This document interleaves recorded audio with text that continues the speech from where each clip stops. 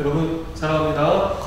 자, 10학년들과도 이제 영상으로 이제 만나게 되었습니다. 우리가 이제 3단원을 배우고요. 3단원은 생명의 진화야. 생명의 진화에서 이제 생명의 연속성 이제 파트인데, 3단원은 처음에 이제 어떻게 내용이 시작합니까? 이 생명이 이제 무기물서부터 간단한 유기물이 만들어지고, 이 유기물이 복잡한 유기물을 만들고 원시세포를 만들고, 이것으로 인해서 원시 생명체가 탄생하고, 이 원시 생명체가 진화를 통해서 현재의 다양함에 이르렀다 라는 얘기죠.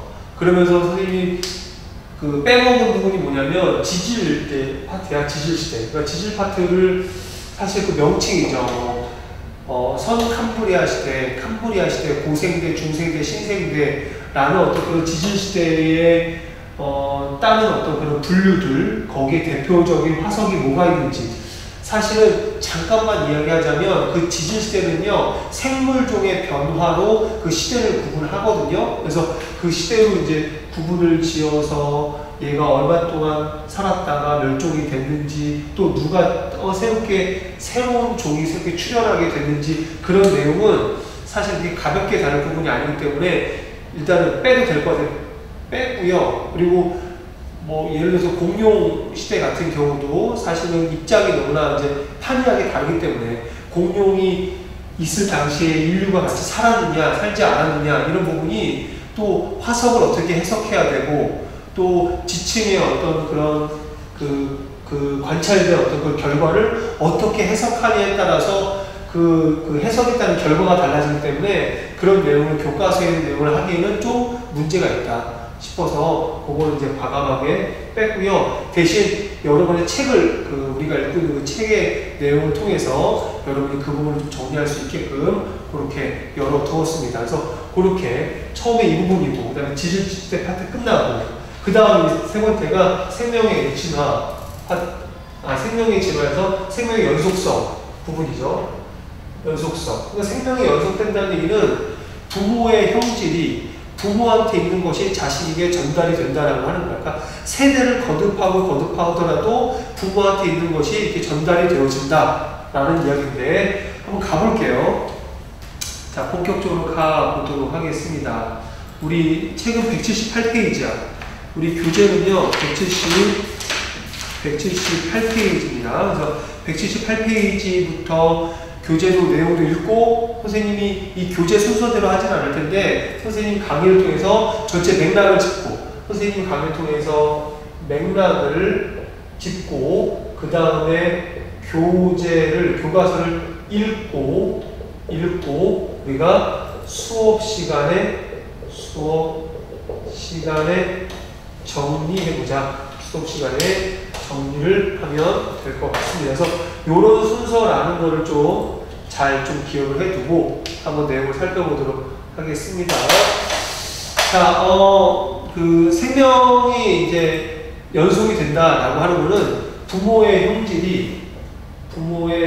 형질이 자손에게 전달이 되는 거야. 그럼 부모의 형질이 자손에게 전달된다. 여기서 형질이란 말의 뜻을 아셔야 돼요. 여러분, 이거는요, 지금 이 강의는 어디에다 메모하냐면 탐구일지에 메모하셔야 됩니다. 탐구일지에 메모하셔서 개념 노트에 이제 넣어두셔야 돼. 형질이 전달되는 건데, 형질은 뭐냐면, 형질은 이겁니다. 형태와 성질이야. 형태와 성질. 그러면 형태와 성질이 어떻게 전달되느냐? 바로 이렇게 전달되는 거죠. 유전자가 전달돼요. 유전자. 그럼 유전자는 대체 어디 있는 거냐? 이 유전자는요, 바로 핵 속에 있어요.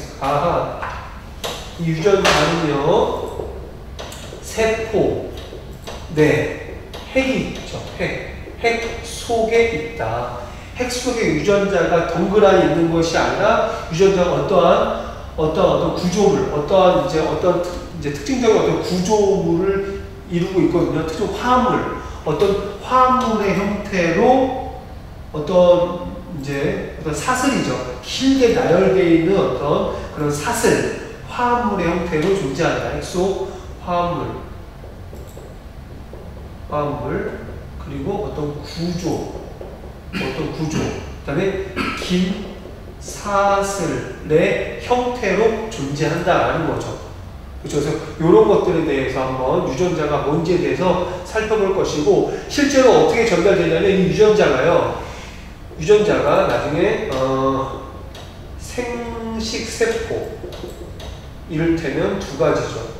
정자 또는 난자의 형태로 전달이 되는 거예요. 그래서 나중에 이 아빠한테 정자, 엄마한테 난자가 이렇게 만나게 되는 거죠. 만나게 되면서 그 부모의, 그러니까 정자, 난자, 이게 생세포인데 이 안에 뭐가 있어? 유전자가 있거든요. 이 유전자가 이제 이 자식한테 엄마 거 반쪽, 아빠 거 반쪽이 만나게 되면서 전달이 되는 거지. 그러니까 부모의 형질이라고 하는 얘기는 엄마 거 반쪽, 아빠 거 반쪽이 이제 가게 되는 거고, 그게 이제 그 부모의 어떤 그런 부분들이 자식한테 전달이 되어진다. 그 본질은 바로 유전자가 전달이 되어지는 거고, 이 유전자는 생식세포 형태로 전달이 되어진다. 그럼 이 대목에서 우리가 살펴봐야 될 건 뭐냐면요. 이 유전자가 뭐냐, 하는 거지. 이것의 구조에 대해서 살펴볼 것이고, 이게 첫 번째예요.